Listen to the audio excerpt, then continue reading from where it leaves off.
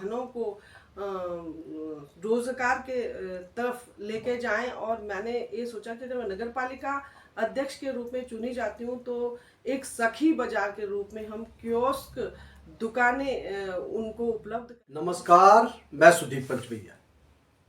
उत्तराखंड में निकाय चुनाव की रणभेरी बज चुकी है। नेताओं ने ताल ठोक दिए। आज हम हैं नगर पालिका मुनकीरेती में। मुनकीरेती ने एक शहर के तौर पर नोटिफाइड एरिया कमेटी, नगर पंचायत और नगर पालिका परिषद तक का सफर तय कर दिया है। इन सालों में इस नगर निकाय को लीड करने का मौका किसी महिला को नहीं मिला है, लेकिन अब 25 जनवरी को नगर पालिका मुनकीरेती को पहली महिला चेयरमैन मिलने वाली है। आज हम एक ऐसे ही प्रत्याशी के साथ हैं जो अध्यक्ष पद पर चुनाव लड़ रही है, नीलम बिजवाण। आज हम उनसे जानेंगे कि आखिर उनकी इस नगर के लिए क्या प्राथमिकता है, वो क्या सोचकर चुनाव मैदान में उतरी है, उनको कैसे समर्थन लोगों का मिल रहा है। आप निर्दलीय प्रत्याशी के तौर पर चुनाव मैदान में उतर रही हैं, इसकी क्या राजनीतिक दलों से आपको परहेज है, जबकि आपकी राजनीतिक पृष्ठभूमि भी रही है? और तो क्या आप राजनीतिक दलों के टिकट के लिए आपने प्रयास नहीं किया, आप सीधे निर्दलीय चुनाव मैदान में? कुछ खास वजह?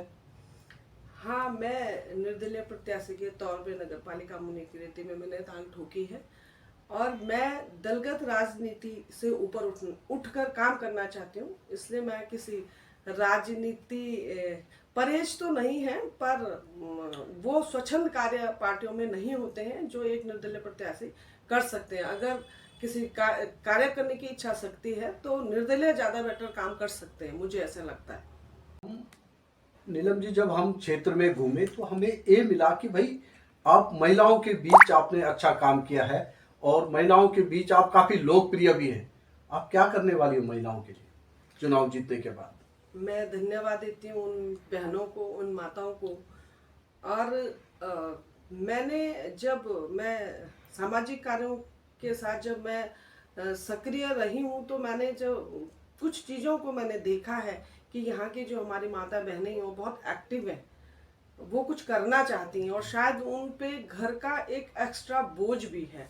तो मैंने सोचा इस बीच में कि क्यों ना हम अपनी बहनों को रोजगार के तरफ लेके जाएं। और मैंने ये सोचा कि जब मैं नगर पालिका अध्यक्ष के रूप में चुनी जाती हूँ तो एक सखी बाजार के रूप में हम कियोस्क दुकानें उनको उपलब्ध कराएंगे, जो हमारे राज्य और केंद्र सरकार के नियमों के तहत जो भी नियम होंगे उनके अनुसार हम उनके लिए एक सखी बाजार खोलने का काम करेंगे।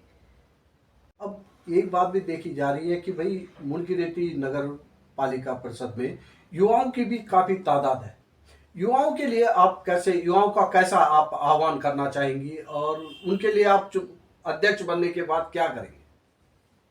युवा वर्ग, एक तो जो 12th पास बच्चा होता है उसके लिए तो मैंने सोचा कि एक तो हाईटेक लाइब्रेरी होनी चाहिए। और जो युवा 12th पास आउट होते हैं वो बहुत कंफ्यूज होते हैं कि हमें एक्चुअली करना क्या है, उनका कॉन्सेप्ट क्लियर नहीं होता है। तो उनके लिए ऐसी व्यवस्था हम बनाएंगे कि उनके लिए उस लाइब्रेरी के अंतर्गत एक कैरियर काउंसलर की भी व्यवस्था की जाएगी। और जैसे कि धर्म आप देख लीजिए कि मुनिकीरेती नाम ही इसका पड़ा कि मुनियों की जो ऋषि मुनियों की जो तपस्थली है उसके शरणागत हम लोग भी रहते हैं। और यहाँ पर हमारे बहुत बड़े बड़े आश्रम संचालित होते हैं, कैलाश आश्रम, मधुबन आश्रम, दयानंद आश्रम, आनंदमयी आश्रम, बहुत बड़े बड़े आश्रम यहाँ पर हैं। जो मुझे लगता है कि अभी तक जो वो आश्रम अच्छे लेवल पे है, पर वो स्वयं के उस पे मतलब प्रतिनिधियों ने उस तरफ ध्यान नहीं दिया है।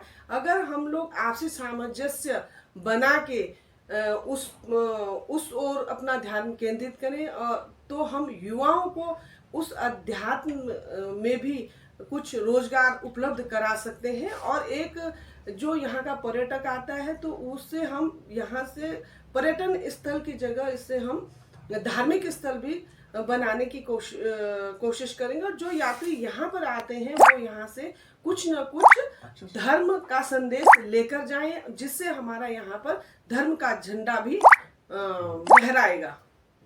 अब चुनाव मैदान में आप उतर चुकी हैं, आप किसे मानते हैं जो आपका जिससे मुकाबला होगा और जिससे आपको दो चार होना पड़ेगा इलेक्शन फाइट में? कौन है आपके मुकाबले? मुकाबला तो जरूर होगा क्योंकि चुनाव जो हैं, लेकिन मैं जनता की प्रत्याशी हूँ और अभी तो शायद किसी के नाम उजागर नहीं हुए हैं कि किससे मुकाबला होना है, लेकिन मैं अपने आप को मानती हूँ कि मैं जनता का प्रत्याशी हूँ। नीलम जी, अब ये बात सामने आ गया, आप काफ़ी क्षेत्र में सक्रिय रही हैं, लंबे समय से सक्रिय रही हैं, तो आपको क्या लगता है जनता का क्या रिस्पॉन्स है आपको लेकर, आपके जो आप प्रत्याशी बनी हैं, आपको जो चुनाव लड़ रही हैं, उसको लेकर जनता का क्या रिस्पॉन्स है? हर वर्ग का भरपूर आशीर्वाद मिल रहा है और हर वर्ग आशीर्वाद दे रहा है और अपनी समस्याओं को हमसे साझा कर रहा है। तो कोशिश ये है कि जो उनकी समस्याएं हैं, उनके जो हमें सुझाव मिल रहे हैं, उसको हम अपने मैनिफेस्टो में डालेंगे और उस आधार पर हम यहाँ पर उसको क्रियान्वित करेंगे। क्या अब हम ये मान के चले कि जो 25 जनवरी 2025 होगा, आज हम उसकी मुनकीरेती की नगर पालिका अध्यक्ष के साथ इंटरव्यू कर रहे हैं? बिल्कुल, मैं बिल्कुल आश्वस्त हूँ और जो जनता का जो प्यार और स्नेह और आशीर्वाद हमें भरपूर मिल रहा है, वो बहुत पहले से ही मिलता आ रहा है और वो बढ़ता ही जा रहा है। तो मैं बिल्कुल विश्वास रखती हूँ और आश्वस्त हूँ कि बिल्कुल नगर पालिका अध्यक्ष मैं बनने जा रही हूँ। ये थी मुनकीरेती नगर पालिका परिषद की निर्दलीय अध्यक्ष पद की निर्दलीय प्रत्याशी नीलम बिजनौर।